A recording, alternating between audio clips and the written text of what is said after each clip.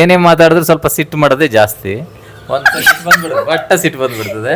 ಆದ್ರೆ ಹೇಳಕ್ಕೆ ವಿಷಯ ಸುಮಾರಿದೆ. ಕೆಲವು ವಿಷಯ ಮಾತಾಡ್ತೀವಿ, ಎಲ್ಲದಕ್ಕೂ ಸಿಟ್ಟು ಮಾಡ್ತಾಳೆ ಒಂದ್ಸರಿ, ಪಟ್ಟ ಸಿಟ್ಟು ಬಂದ್ಬಿಡುತ್ತೆ. ಮತ್ತೆ ಸರಿ ಇರ್ತಾಳೆ, ಏನು ಇದು ಮಾಡಲ್ಲ, ಆದ್ರೆ ಒಂದು ಮಾತಾಡಿದ್ರೆ ಸಿಟ್ಟು ಬಂದ್ಬಿಡುತ್ತೆ ಅಷ್ಟೇ.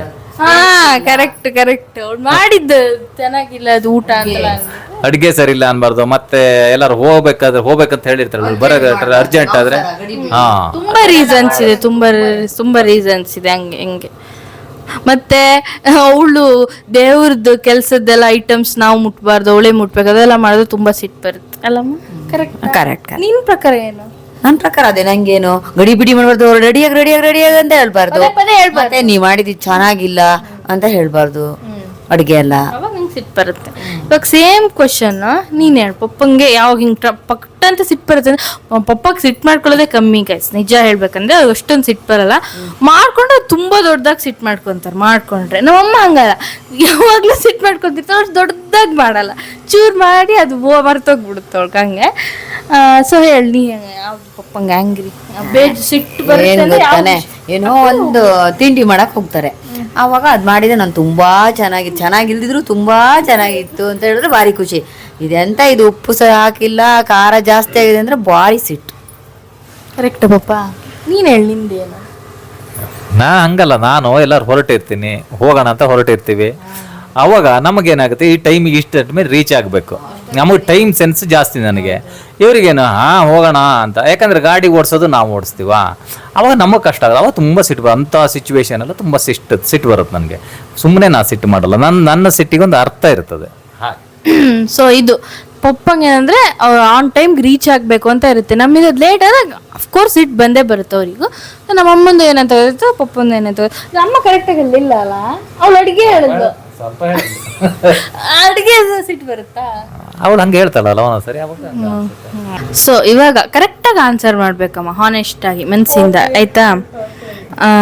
ಪಪ್ಪನಲ್ಲಿ ನಿಂಗೆ ಇಷ್ಟ ಆಗಿದೊಂದು ಗುಣ ಅಂದ್ರೆ ಏನು?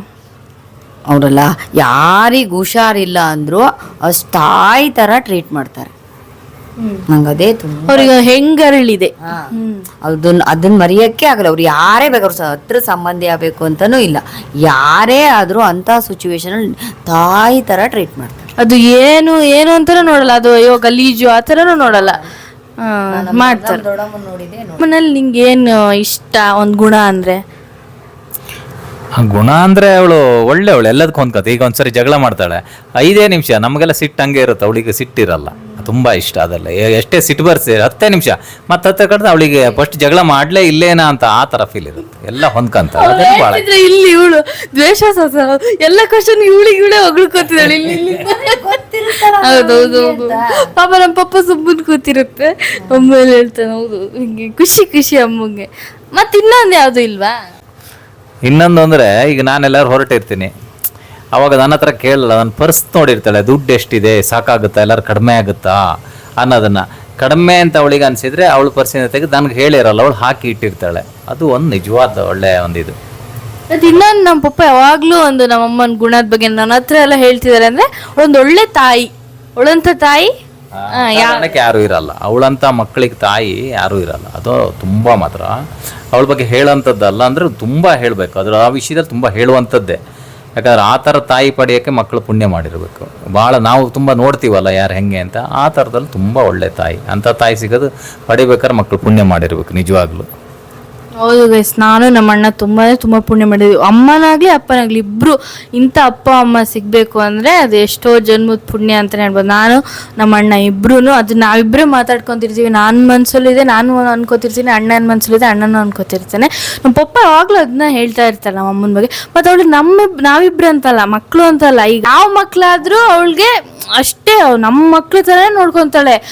ಅದೇ ಥರನೇ ಇರುತ್ತೆ ಅವಳಿಗೆ. ಯಾವ ಮಗ ನಮ್ಮ ರಿಲೇಟಿವ್ಸ್ ಆಗಿರ್ಬೋದು, ಯಾರೇ ಆಗಲಿ, ಬೇರೆಯವ್ರ ಮಕ್ಕಳು, ಊರಲ್ಲಿ ಯಾರ ಮಕ್ಕಳು ಯಾರೇ ಆಗಿದ್ರು ನಮ್ಮಮ್ಮ ಅದೇ ಥರನೇ ನೋಡ್ತಾಳೆ. ನಮ್ಮ ಮಕ್ಕಳೇ ಬೇರೆ ಇವರೇ ಬೇರೆ ಅಂತ ನೋಡಲ್ಲ. ಊಟ ಮಾಡಿಸೋದು ಇದು, ಅಯ್ಯೋ ನಾನು ಎಲ್ಲೇನೋ ನೋಡ್ಬಿಟ್ಟಿದ್ದೀನಿ, ಅಷ್ಟು ಆಸೆ ಮಾಡ್ತಾಳೆ. ನನಗೆ ಕೆಲಸ ಜಲಸ್ ಆಗ್ಬಿಡುತ್ತೆ, ಇವಳನ್ನ ಇಷ್ಟು ಆಸೆ ಮಾಡ್ತಾಳಲ್ಲ, ನನಗಿಂತ ಜಾಸ್ತಿ ಆಸೆ ಮಾಡ್ತಾಳೆ ಬೇರೆ ಮಕ್ಕಳಿಗೆ ಅಂತೆಲ್ಲ.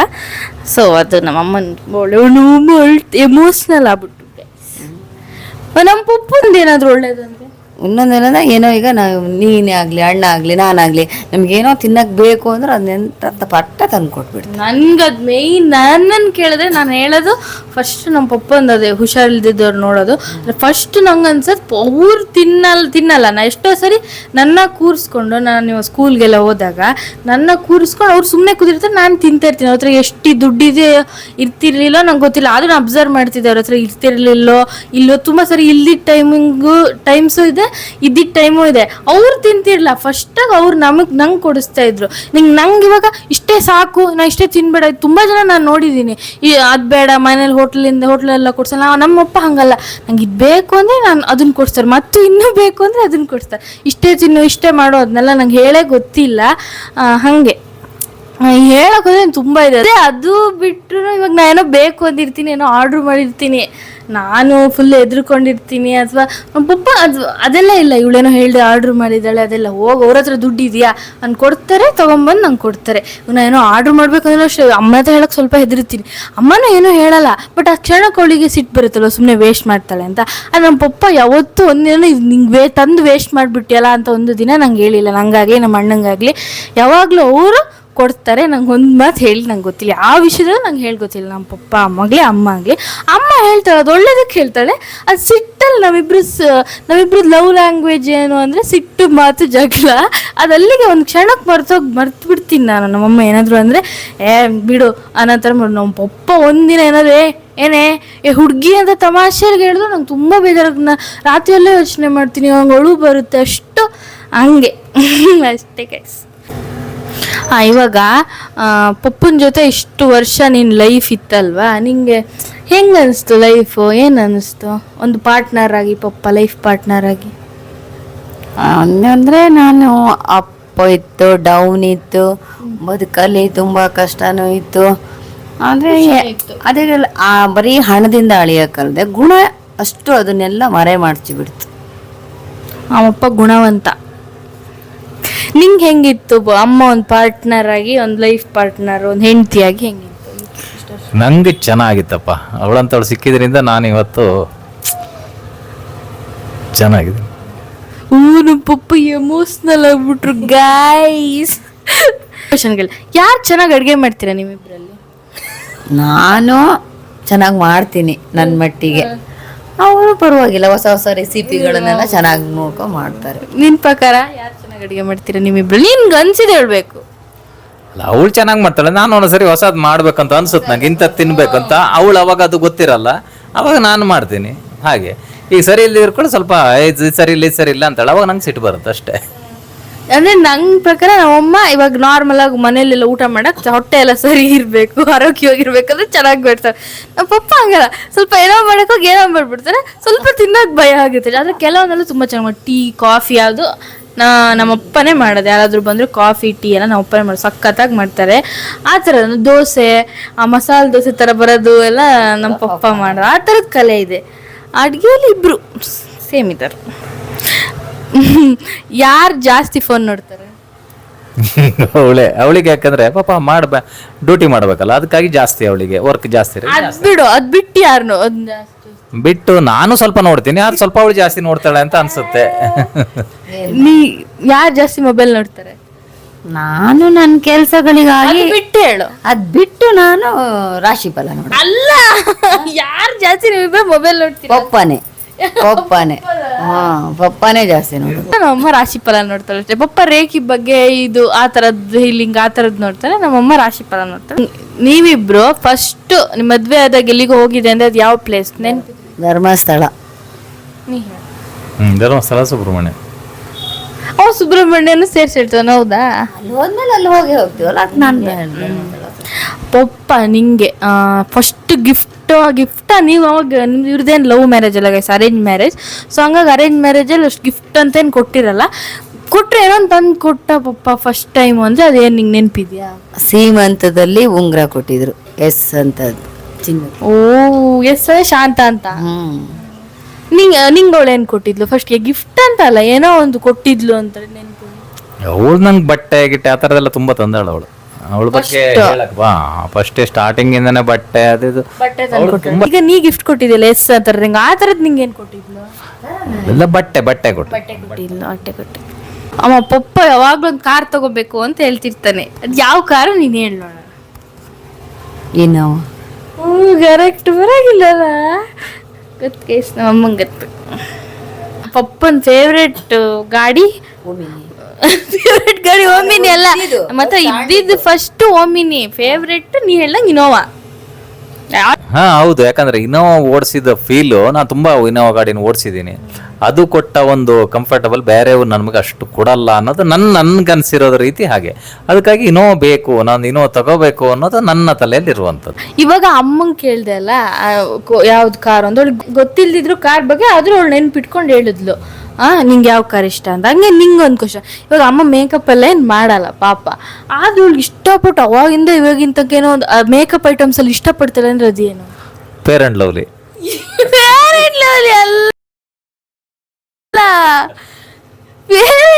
ಮೇಕಪ್ ಐಟಮ್ಸ್ ಅವಳು ತುಂಬಾ ಇಷ್ಟಪಟ್ಟು ಅದನ್ನ ಇದು ಮಾಡ್ತಾನೆ. ಅದು ಉಗುರು ಪೈಂಟ್, ನೈಲ್ ಪಾಲಿಶ್, ಉಗುರು ಪೇಂಟ್ ಗೈಸ್, ಉಗುರು ಪೇಂಟ್ ಆಗಲ್ಲ, ಹಂಗೆ ಹೇಳ್ತೀನಿ. ನೈಲ್ ಪಾಲಿಶ್ ಅವಳಿಗೆ ತುಂಬಾ ಇಷ್ಟ. ನಿಂಗೆ ಅಮ್ಮ ಇಷ್ಟು ವರ್ಷದಲ್ಲಿ ಲೈಫಲ್ಲಿ ಪಪ್ಪನ ಜೊತೆ ಏನೋ ಒಂದು ಬೆಸ್ಟ್ ಮೆಮೊರಿ ಅಂದ್ರೆ ಏನು? ಬೆಸ್ಟ್ ಮೆಮೊರಿ ಅಂದ್ರನಾ, ನಂಗೆ ಬಾಣಂತಿ ಇದ್ದವಾಗ ಕಡುಬು ಮಾಡಿ ಬಿಸಿ ಬಿಸಿ ಕಾಫಿ ಮಾಡಿ, ನಮ್ಮ ಅಮ್ಮಂಗೆ ಸ್ವಲ್ಪ ಹುಷಾರಿರ್ಲಿಲ್ಲಲ್ಲ ಅವಾಗ ಅದನ್ನ ಅವರು ಮಾಡಿ ತಂದು ನನಗೆ ಬೆಳಿಗ್ಗೆ ಮುಂಚೆ ಕೊಟ್ಬಿಡ್ತಿದ್ರು.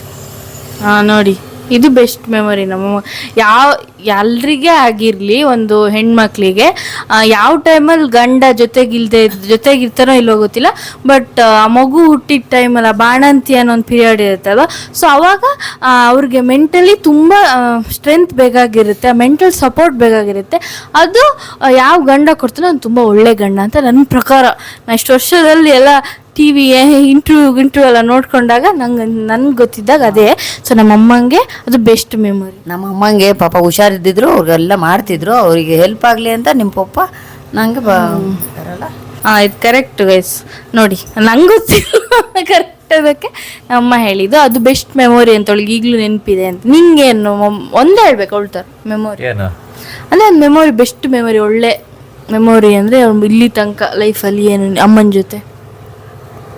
ಅವಳು ನನ್ನ ಯಾವತ್ತೂ ಬಿಟ್ಟಿರಕ್ಕೆ ಇಷ್ಟಪಡಲ್ಲ, ಅದು ನಿಜವಾಗಿ ಯಾವತ್ತೂ ಅವಳು ಮೆಮೊರಿ ಅಲ್ಲ ಪಾಪ, ಅದೊಂದು ಗುಣ ತರ ಮೆಮೊರಿ. ನಿಂಗೆ ಈಗ ಅವ್ರು ಹೇಳಿದ್ರು ಗೊತ್ತಾ, ಬಾಣಂತನದಲ್ಲಿ ಹಿಂಗ್ ಮಾಡಿದ್ರು ಹಿಂಗಾಗಿದ್, ನಾವಿಬ್ರು ಇಲ್ಲಿಗೆ ಹೋಗಿದ್ವಿ, ನಾವಿಬ್ರು ಹಿಂಗ್ ಮಾಡಿದ್ವಿ, ಆ ಥರದ್ದು ಯಾವುದೋ ನೆನಪಿಲ್ಲ.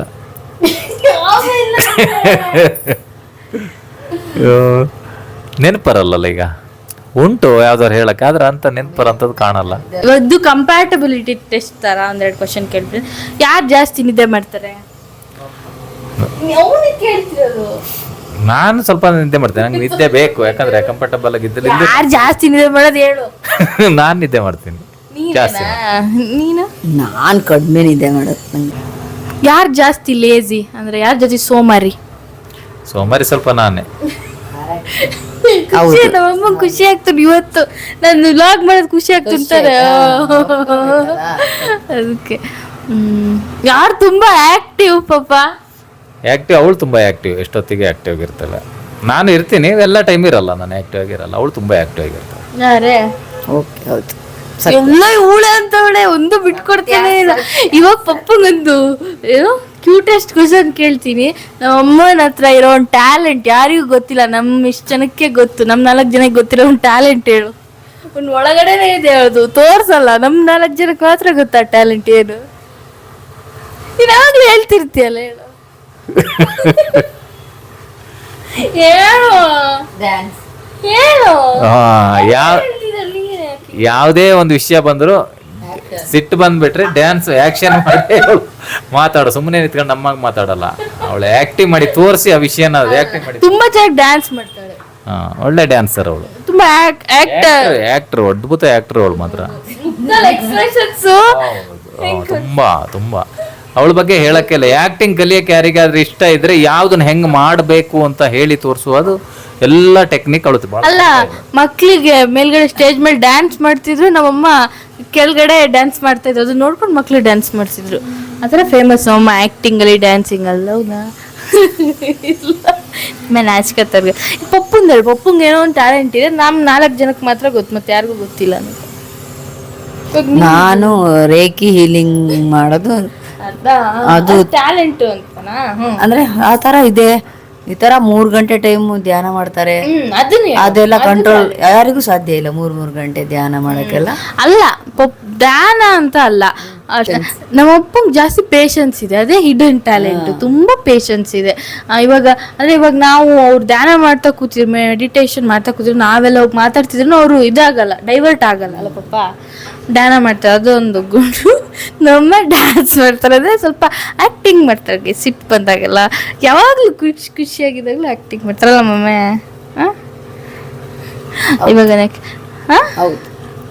ಇವಾಗ ನೆಕ್ಸ್ಟ್ ಕ್ವಶನ್ ಏನಾದ್ರು ಮುಗೀತು. ಇವಾಗ ನೆಕ್ಸ್ಟ್ ಕ್ವಶನ್, ಅವಳ ಲೈಫಲ್ಲಿ ಈಗ ನಿನ್ನ ಬಿಟ್ಟು ಬೇರೆ ಯಾರು ತುಂಬ ಇಷ್ಟ? ಅವಳಿಗೆ ಅಪ್ಪ ಅಂದ್ರೆ ಭಾಳ ಇಷ್ಟ ಆಯ್ತು, ತುಂಬ ಇಷ್ಟ ಆಯ್ತು. ಎಂಥ ಕ್ವಶನ್, ಎಂಥ ಆನ್ಸರ್. ಇವನಿಗೆ ಪಪ್ಪಂಗೆ ಅದು ನಮ್ಮನ್ನು ಬಿಟ್ಟು ಮಕ್ಕಳು ಹೆಂಡತಿ ಅದು ಅವ್ರನ್ನ ಹಿಂಗೂ ಇಷ್ಟಪಡ್ತಾರಲ್ಲ, ಅದನ್ನ ಬಿಟ್ಟು ಬೇರೆ ಯಾರು ತುಂಬ ಇಷ್ಟಪಡ್ತಾನೆ ಅಂದರೆ ಅವ್ರ ಅಮ್ಮ. ಕರೆಕ್ಟ್. ಇವಳಿಗೆ ಇವ್ರ ಅಪ್ಪ ಇಷ್ಟ, ಇವಳಿಗೆ ಇವ್ರ ಅಮ್ಮ ಅಂದರೆ ತುಂಬ ಇಷ್ಟ. ನಾವು ಇಷ್ಟ, ನಾವು ಅವರು ಎಲ್ಲ ಇಷ್ಟ ಅಂದರೆ ಅವ್ನು ಬಿಟ್ಟು ಇವಳಿಗೆ ಅಮ್ಮ ಇಷ್ಟ, ಇವಳಿಗೆ ಅವ್ರ ಅಪ್ಪ ಇಷ್ಟ.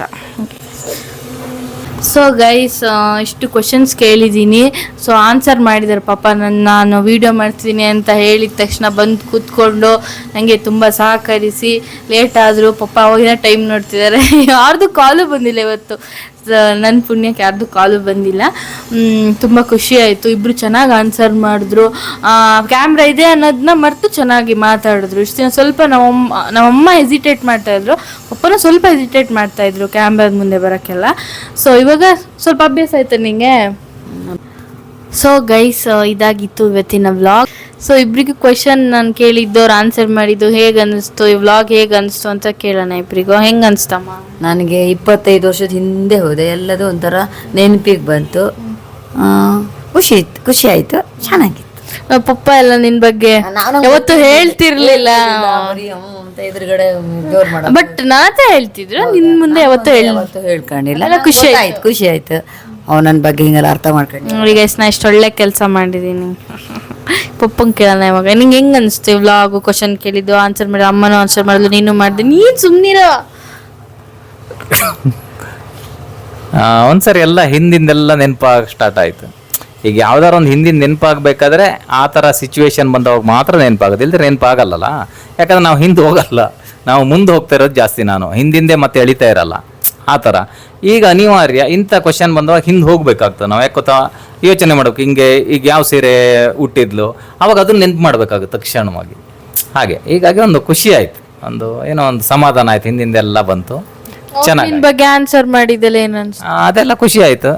ತುಂಬ ತಿಳ್ಕೊಂಡಿದ್ದೆ ನಮ್ಮ ಬಗ್ಗೆ, ಪರವಾಗಿಲ್ಲ, ಒಂದು ಇಷ್ಟ ಆಯ್ತು. ಇಷ್ಟೇ ಗೈಸ್, ಇದಾಗಿತ್ತು ಇವತ್ತಿನ ವ್ಲಾಗ್. ಇವ್ರದ್ದು ಆ್ಯನಿವರ್ಸರಿ ಇದೆ 24ಗೆ. ಎಲ್ಲರೂ ಹ್ಯಾಪಿ ಆ್ಯನಿವರ್ಸರಿ ಅಂತ ಕಮೆಂಟ್ ಮಾಡಿ ಆಯಿತಾ. ಸೊ ಈಗ ವಿಶಸ್ ಮಾಡಿಬಿಡ್ತೀನಿ, ಹ್ಯಾಪಿ ಆ್ಯನಿವರ್ಸರಿ. ಚೆನ್ನಾಗಿರಿ ಇಬ್ಬರು, ಯಾವಾಗಲೂ ಚೆನ್ನಾಗಿರಿ, 100 ವರ್ಷನೂ ಚೆನ್ನಾಗಿರಿ. ಇವರಿಬ್ರು ಸ್ವಲ್ಪ ಜಗಳ ಮಾಡ್ತಾರೆ, ಅದಾದ್ಮೇಲೆ ಸರಿಯಾಗಿ ಸ್ವಲ್ಪ ಜಗಳ ಮಾಡ್ತಾರೆ ಇಷ್ಟ. ಆದ್ಮೇಲೆ ನಾನು ನಮ್ಮ ಅಣ್ಣ ಅನ್ಕೊಂಡಿರ್ತೀವಿ ಇಬ್ರು ಜಗಳ ಮಾರನೇ ದಿನ ಇವರಿಬ್ಬರೇ ಮಾತಾಡ್ತಿರ್ತಾರೆ, ನಾವಿಬ್ರು ಆಶ್ಚರ್ಯ ಪಡ್ತಿರ್ತೀವಿ, ಇವರಿಬ್ರು ಆಗಲೇ ಮಾತಾಡ್ಬಿಟ್ರ ಅಂತ. ಹಂಗೆ ಇರಿ, ಸ್ವಲ್ಪ ಜಗಳನೂ ಮಾಡಿ ಚೆನ್ನಾಗೂ ಇರಿ, ಹಿಂಗೆ ಇರಿ ಅಂತ ನಾನು ಆಸೆ ಪಡ್ತೀನಿ ಗೈಸ್, ಅಷ್ಟೇ. ಅಲ್ಲ ಪಾಪ ಲೈಫ್ ಅಂದ್ಮೇಲೆ ಜಗಳ ಮಾಡ್ಲೇಬೇಕು ತಾನೆ. ಹಂಗೆ ಅದ ಜಗಳ ಮಾಡಿದಾಗಲೇ ಇವರಿಬ್ರು ಮಾರೇ ದಿನ ಚೆನ್ನಾಗಿರ್ತಾರೆ, ಇಬ್ರು ಮಾತಾಡ್ಕೊಂಡಿರ್ತಾರೆ ಗೈಸ್, ಅಷ್ಟೇ ಗೈಸ್. ಇದಾಗಿತ್ತು ಇವತ್ತಿನ ವ್ಲಾಗ್. ನಿಮಗೆಲ್ಲ ಇಷ್ಟ ಆಗಿರುತ್ತೆ ಅಂತ ನಾನು ಅನ್ಕೊತೀನಿ. ಅಯ್ಯೋ ಸುಮ್ಮನೆ ಇರೋದಿಲ್ಲ.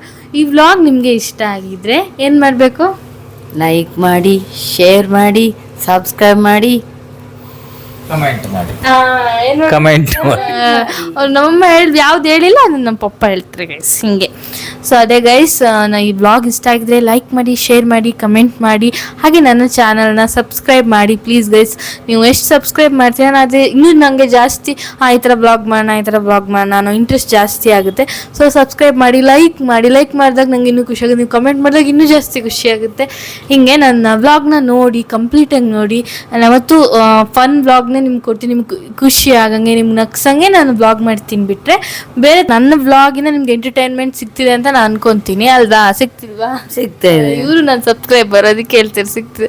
ಸೊ ನನ್ನ ಕೈಲಾದಷ್ಟು ನಾನು ನಿಮ್ಮನ್ನ ಎಂಟರ್ಟೈನ್ ಮಾಡ್ತಾನೆ ಇರ್ತೀನಿ ಎಂಟರ್ಟೈನು ಇನ್ಮೇಲೆ ವ್ಲಾಗ್ ಮಾಡ್ತಾನೆ ಇರ್ತೀನಿ, ವ್ಲಾಗ್ ಬರ್ತಾನೆ ಇರ್ತೀನಿ. ಸೊ ನೋಡಿ ಪ್ಲೀಸ್ ನನ್ನ ಬೆಳೆಸಿ ಗೈಸ್ ಅಷ್ಟೇ. ನೀನು ಹೇಳ್ತೀಯ ನನ್ನ ಬಗ್ಗೆ, ಯೂಟ್ಯೂಬ್ ಚಾನಲ್ ಬಗ್ಗೆ? ನನ್ನ ಮಗಳು ಫಸ್ಟ್ ಆದ್ರೂ ಚೆನ್ನಾಗಿ ಮಾಡ್ತಾಳೆ, ಚೆನ್ನಾಗಿ ಮಾತಾಡ್ತಾಳೆ, ಇಷ್ಟ ಆಗುತ್ತೆ ನನಗೆ. ಫಸ್ಟ್ ಆದ್ರೂ ಯಾರು ಅಣ್ಣನೂ ಹೇಳ್ಕೊಟ್ಟಿಲ್ಲ, ಯಾರೂ ಹೇಳ್ಕೊಟ್ಟಿಲ್ಲ. ಅವಳಾಗಿನೇ ಏನಪ್ಪ ಮೊಬೈಲಲ್ಲಿ ಲಾಗ್ಸೇ ನೋಡ್ತಾ ಕೂತಿರ್ತಾಳೆ ಅಂತ ಸಿಟ್ಟು ಬರ್ತಿತ್ತು. ಆದರೆ ಸುಮ್ಮನೆ ನೋಡಿಲ್ಲ, ಅದರಲ್ಲಿ ಏನೆಲ್ಲ ಮಾಡ್ತಾರೆ, ಅದು ಹೆಂಗೆ ಮಾಡ್ತಾರೆ ಅನ್ನೋದನ್ನ ಅದರಿಂದ ತಿಳ್ಕೊಂಡು ಚೆನ್ನಾಗಿ ಮಾಡ್ತಾಳೆ. ಇಷ್ಟ ಆಗುತ್ತೆ. ಚೆನ್ನಾಗಿ ಸಪೋರ್ಟ್ ಮಾಡಿ ನನ್ನ ಮಗಳಿಗೆ. ಸಬ್ಸ್ಕ್ರೈಬ್ ಮಾಡಿ, ಕಮೆಂಟ್ ಮಾಡಿ, ಲೈಕ್ ಮಾಡಿ, ಶೇರ್ ಮಾಡಿ. ನೀವು ಚಿಕ್ಕದಾಗಿ ಏನಾದರೂ ಹೇಳು. ಇದನ್ನ ಎಲ್ಲ ಲೈಕ್ ಮಾಡಿ, ಅವಳಿಗೆ ಸಪೋರ್ಟ್ ಮಾಡಿ. ಯಾಕಂದರೆ ಒಂದು ಕಷ್ಟಪಟ್ಟು ಮಾಡ್ತಾಳೆ, ಅವಳಿಗೆ ತುಂಬ ಇಷ್ಟ ಅದು, ಹಾಗಾಗಿ ಅದನ್ನು ಮಾಡ್ತಾಳೆ. ಈಗ ಎಲ್ಲರೂ ತುಂಬ ಯೂಟ್ಯೂಬಲ್ಲಿ ನಾವು ಹೇಳೋದು ಕೇಳ್ತೀವಿ, ನೋಡೋದು ಕಡಿಮೆ ಆದರೂ ಹೇಳೋದು ಕೇಳ್ತೀವಿ. ಅವರು ಯೂಟ್ಯೂಬಲ್ಲಿ ಅಷ್ಟು ಸಬ್ಸ್ಕ್ರೈಬರ್ ಇದ್ದಾರೆ ಹಾಗೆ ಹೀಗೆಲ್ಲ ಹೇಳ್ತಾರಲ್ಲ, ಹಾಗೆ ಇವಳಿಗೂ ಅದೇ ಥರ ಒಂದು ಸಪೋರ್ಟ್ ಮಾಡಿ. ಚೆನ್ನಾಗಿ ಮಾಡಿದ್ರೆ ಮಾತ್ರ ಸಪೋರ್ಟ್ ಮಾಡಿ, ಚೆನ್ನಾಗಿ ಮಾಡಿಲ್ಲ ಅಂದ್ರೆ ಮಾಡಬೇಡಿ. ಚೆನ್ನಾಗಿ ಮಾಡ್ತಾಳೆ ಅವಳು, ಚೆನ್ನಾಗೇ ಮಾಡಿ, ಸಪೋರ್ಟ್ ಮಾಡಿ ಅಷ್ಟೇ, ಒಳ್ಳೆಯದಾಗಿ. ಸೊ ಓಕೆ ಗೈಸ್, ಬಾಯ್. ಮತ್ತೆ ಸಿಗುವ ನೆಕ್ಸ್ಟ್ ವ್ಲಾಗಲ್ಲಿ. ಬಾಯ್ ಮಾಡಿ, ಬಾಯ್.